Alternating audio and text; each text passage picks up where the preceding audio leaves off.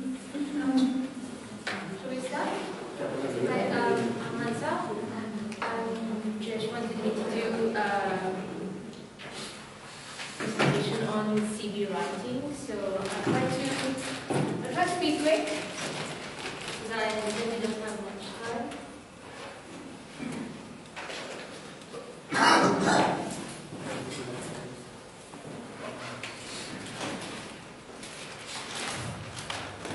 Okay, so who doesn't already have a CV?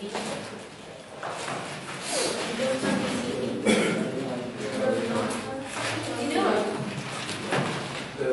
What? Who does? I have. No, who doesn't? Does. A lot of people. Who doesn't have a CV? I don't believe this. You don't have a CV? You haven't worked on your CV yet? Okay. Had some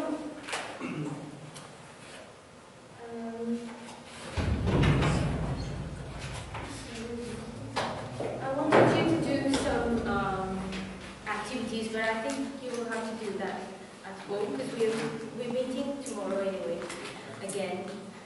So if you could try at home. There's a CV checklist because I thought most of you already have your CV. And then I wanted you to write your personal profile and your key achievements. If you could pass this.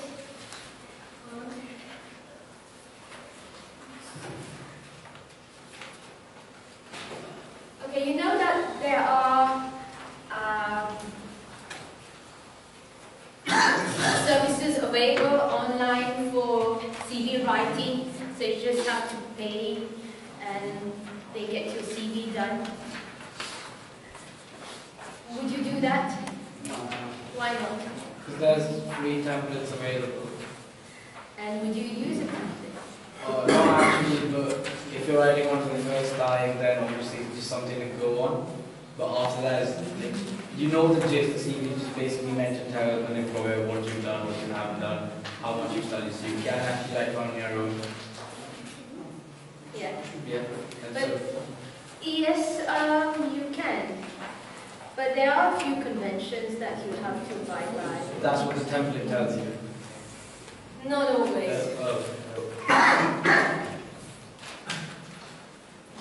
Okay, so the idea of having a CV is for you to at least get selected for an interview. So that's your first step towards getting a job. And obviously they're going to select,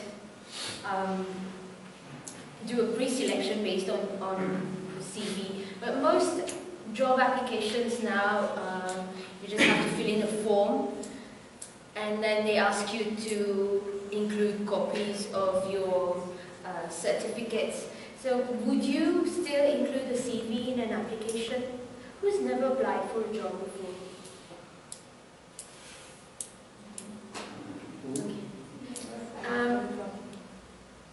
Most jobs nowadays, you have an application form online or downloadable, and then they ask you to fill in the form with your details and include copies of your qualifications. So would you still include a CV?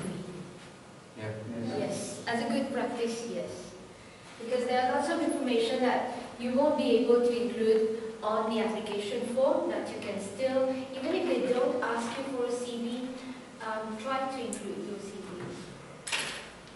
Not try, but you have to include your CV. So these days you can have an electronic CV and CV on paper. And the electronic CV, you can have a PDF. I'd advise PDF rather than Word, so that nobody tampers with your CV. Have a PDF version of your CV, or you may also have an HTML version of your CV that you can have on, you can post if you have your own blog or on recruitment websites and so on. If you are into aggressive job search or trying to make a career, because there's a difference between getting a job and having a career, obviously. So I believe you should have both. Printed versions of your CV as well as whatever you can post online. So we've got those 7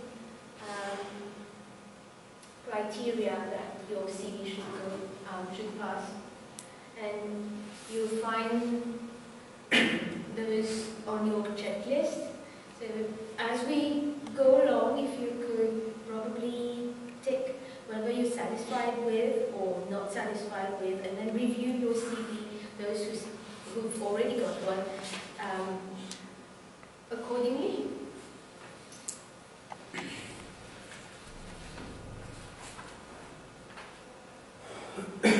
A well-presented CV. What's the difference between a CV and a resume?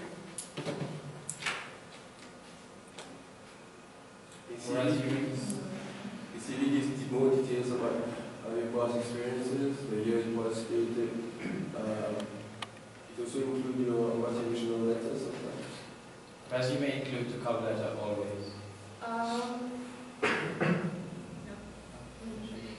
A cover letter is something that you should include. I believe you should include it in all your applications. And a cover letter is just to introduce your interest in the job and the attached documents. A resume is short, CV is longer. That's the main differences between the two. A resume cannot be longer than 2 pages. It's more corporate, functional, so the details that you include are mostly about your past professional experiences and so on. And a resume does not include references.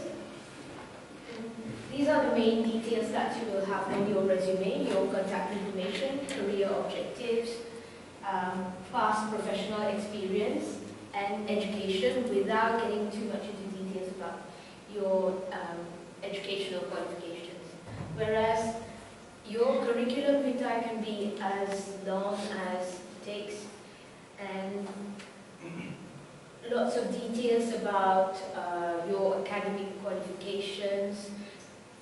Everything is detailed chronologically. Uninterrupted work history, and may include references. I'll get back to that. References. I mean, a resume, now you would ask me, when do we include a resume in an application? When do we include a CV? When you have, if you're going for a promotion, or you're already employed, it's not your first job, it's not the first time that you are applying in a company, that's where you use a resume, because the resume will be focused on relevant professional experiences related to the job you're applying for. So if you're applying for, let's say you're already in a part of an organization, you're applying for a higher position within that same organization, then you can use your resume, because you're only going to focus on relevant job experiences, right? Whereas whenever you're approaching a new organization, you have to include the lengthy curriculum. References, normally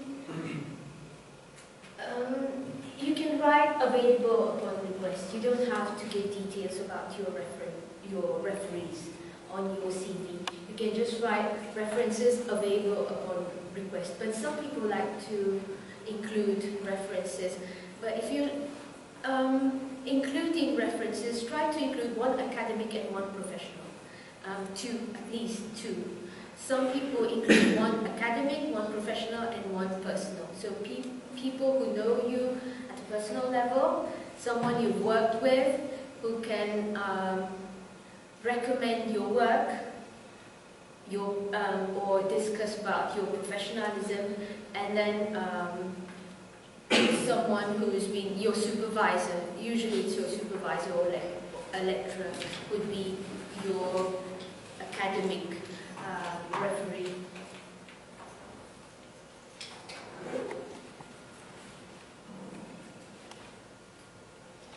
Right, some people say that a resume can be creative, so I've got a few examples of creative resumes. Because it's short, you can be as creative as you want.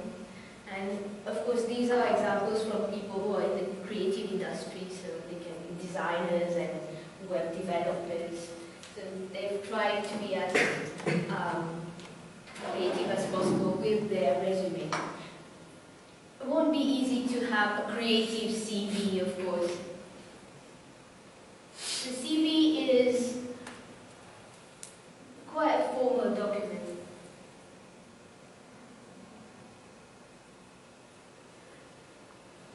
Regarding the format and presentation, so you have try to use the same font, a readable font size, same font. Don't change fonts, and avoid all caps. Be careful about your line spacing, at least 1.5, and use headings.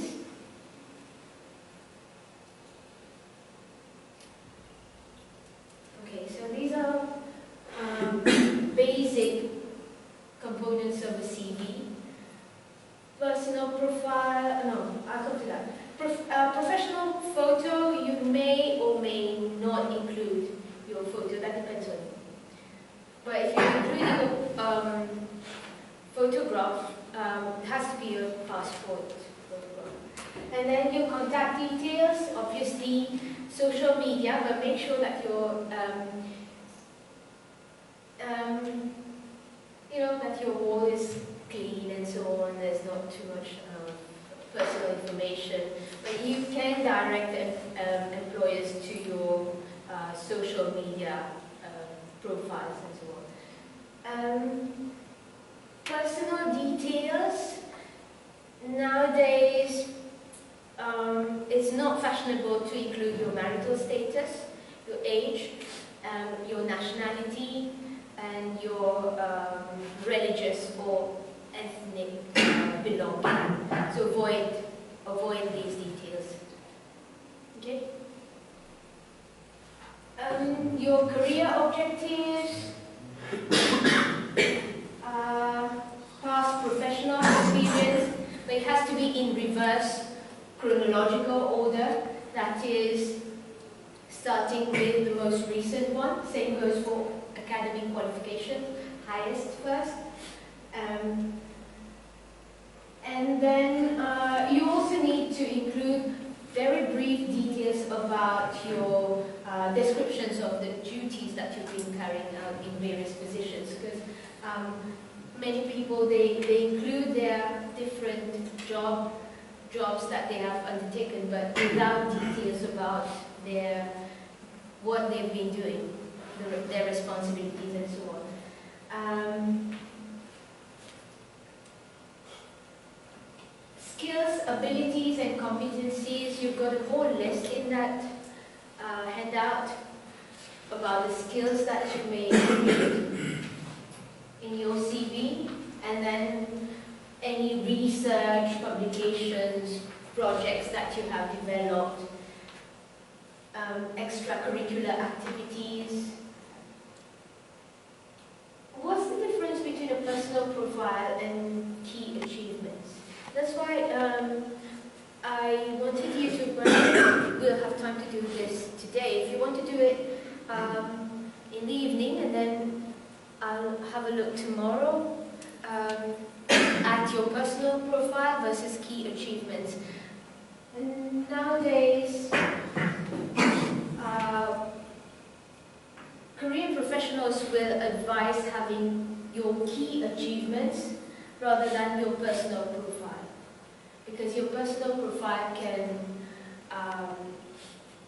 sometimes, it depends how the employer views your personal profile. I mean, you're talking about yourself. Some may think that you're being boastful or over-ambitious and so on. So it's better that you have a more objective approach. Rather than writing about you, your personal profile, write about your key achievements.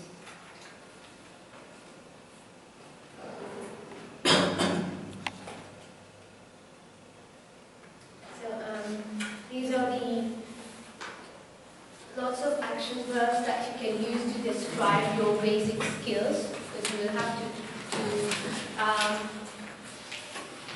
describe your skills and some of the key competencies and skills that employers look for nowadays. You know, management and leadership skills, communication skills, research skills, technical skills, organizational,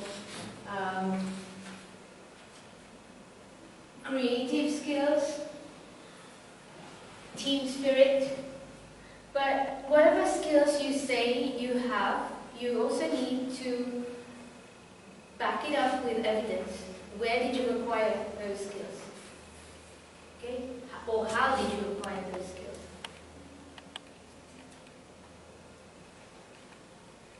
Consistency. That's why it's recommended that you do your CV yourself, because you will be expected to discuss your CV with your employers. At the interview, at least, you will be expected to discuss your CV. So if you ask somebody else to write your CV and then you're being asked questions, I mean, okay, you said that you have this skill, where did you acquire, or how did you acquire that skill? So what would you say? If you're using a template, or if you have paid for an online service to do your job, to do your CV.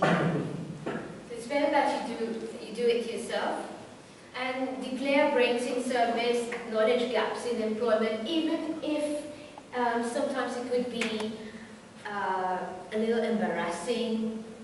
I mean, you have not worked for a couple of years for, I don't know, personal reasons, and you find it a little embarrassing to acknowledge that in your CV, but it's better that you do it. Okay, and avoid contradictions, especially with regard to your skills and competencies. Okay, so for example, if you say that you are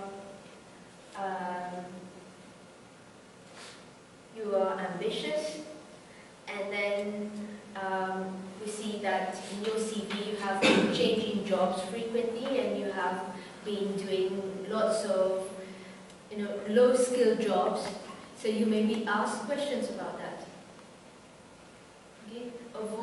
Try to see when you're writing your CV if there are any inconsistencies with whatever you say.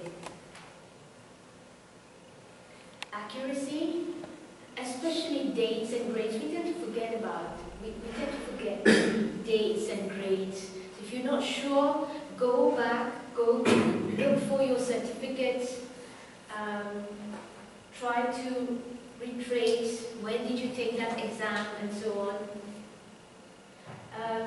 Compelling facts, as I just told you, you cannot say that, okay, I achieved this without saying when and where or how exactly you achieved that. Evidence with regard to job descriptions and grey areas. Are there any gaps that you have not acknowledged? So accuracy will come with the dates, as well as with the, consistency and accuracy, I think they work in pairs.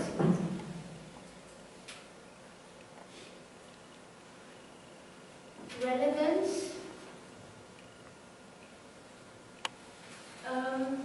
Avoid cliche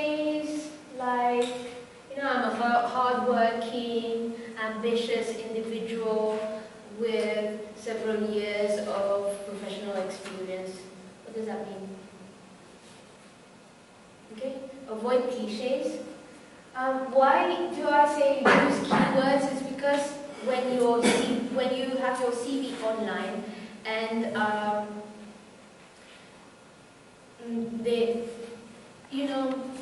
you may have like online recruitments happening. So there are those spy bots or whatever you call them that go through documents and look for keywords. So try to include keywords that are relevant to your field. For example, if you are in the management field, make sure that you have the word management, managerial, repeated several times in your CV, especially when you're posting your CV online. Okay? Irrelevant, like, try to see if you're including, things that are not so relevant. So if you've already graduated, avoid including details about your awards and achievements that you had in high school, or side jobs that you've been doing. Okay? But then the question is also, what is irrelevant?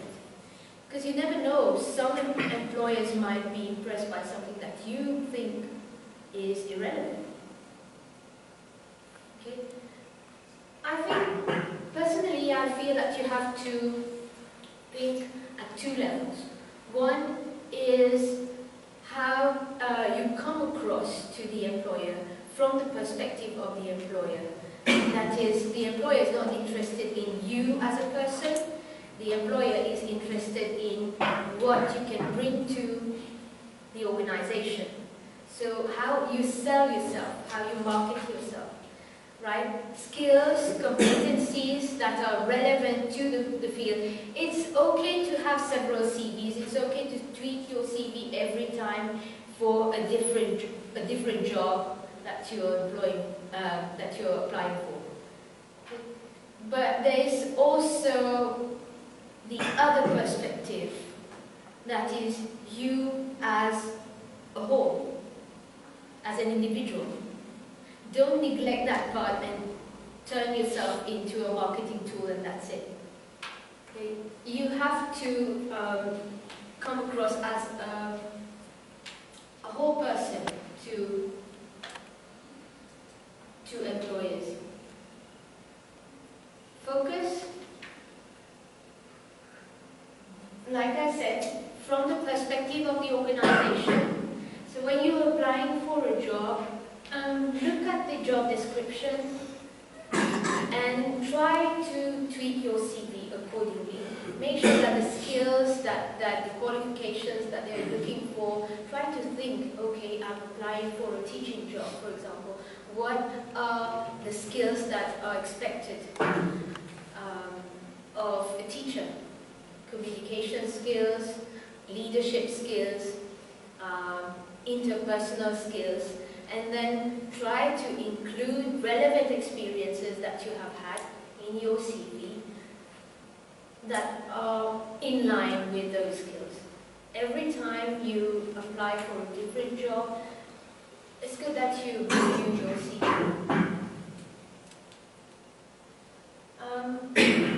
But at the same time, avoid being over-specific and avoid exaggerations and superlatives.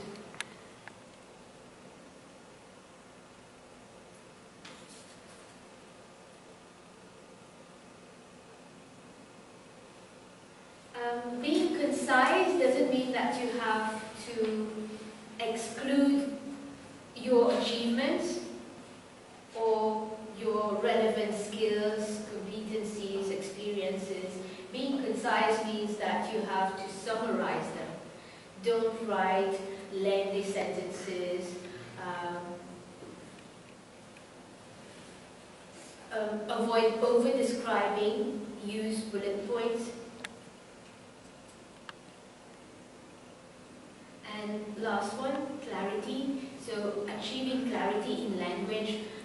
Use simple language, short sentences. It's good that you have run the spell check or have somebody proofread your CV. And be consistent with your tenses as well, okay, between past and present tense and so on, especially if English is not your first language and your CV is in English. Use the third person, don't use I. Don't use I anywhere in your CV. So that's it, 7 aspects that I think you should try to achieve in your CV. So if you wish to review your CV accordingly, or if you want to write your CV now, I hope you're motivated or inspired enough to go home and when you go home, probably you won't have time to do this now. Write your CV. How much time are we? We've got about 15 minutes. So there are a few CVs sample CVs. These are samples that I have downloaded from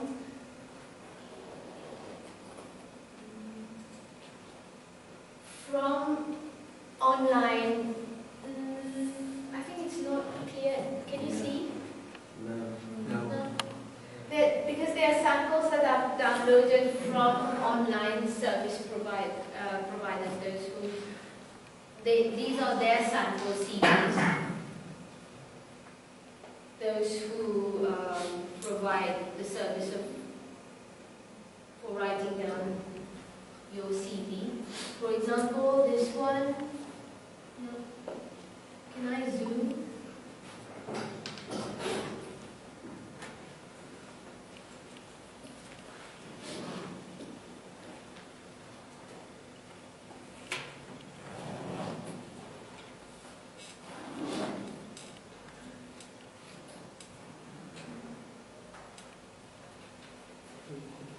Can you see this one at least? No?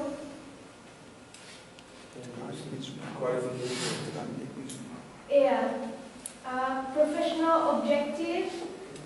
Okay, let me read it. Professional objective, a highly dedicated IT professional with over 7 years of technical and management experience in developing innovative e-business software. I'm sorry, there are screenshots from online companies of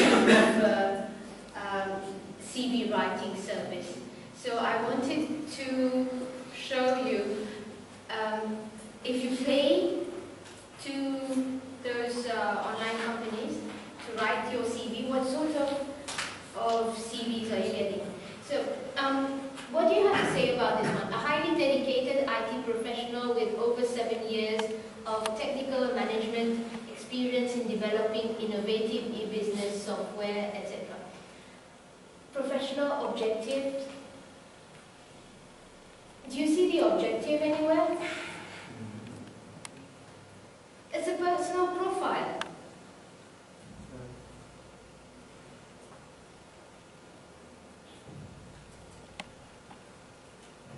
This one, personal statement, experienced in administrative duties, scheduled meetings, handled travel arrangements and purchasing. Computer skills include Microsoft Excel, Access Word and PowerPoint. Is that a personal statement? Not at all. And career objective, to obtain an executive sales marketing management position within a growth-oriented progressive company. So that's her objective, career objective. Is that a career objective? What do you think?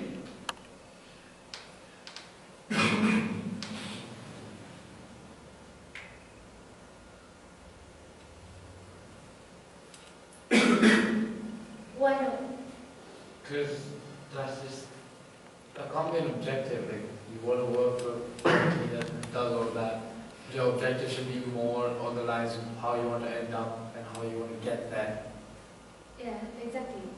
That's the job. She wants to get the job, and what happens once she gets that job? If her objective should be achieved, but that's not a career objective. That's It a would very be- short-term yeah. objective.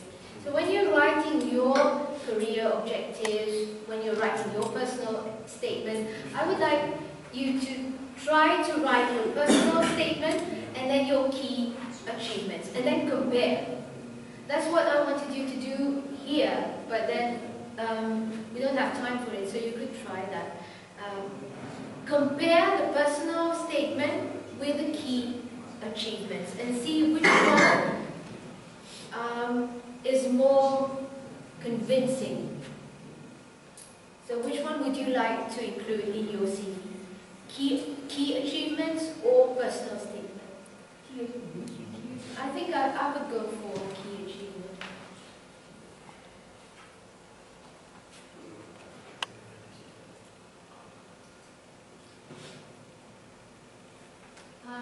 Yeah, this one says personal summary, a highly motivated finance graduate who is able to provide key analytical support to company managers. That's her personal summary, and then it goes on. Looking to join a company that offers long-term career prospects and so on. And then academic, she only has a BSc Accounting and Finance Management Studies, and then her A-levels. So personal summary says a highly motivated finance graduate who is able to provide key analytical support to company managers, ambitious and looking forward to playing a key role in financial decision making, and she only has a first degree. So what do you think about this? Over ambitious. Inconsistency? Your objectives have to be in line with your qualifications and your experience. I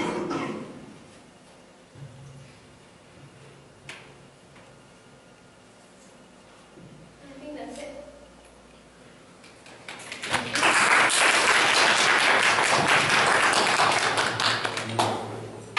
Questions?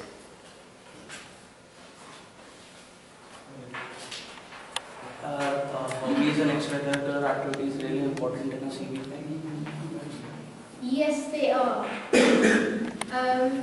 But it also depends what sort of hobbies and extracurricular activities are really important. Hobbies, you may wish to think it over. I mean, television watching, that's not very interesting. Employers nowadays, they are really keen on having people who are dynamic, and they want all-rounders. I'll talk a bit about that tomorrow. And if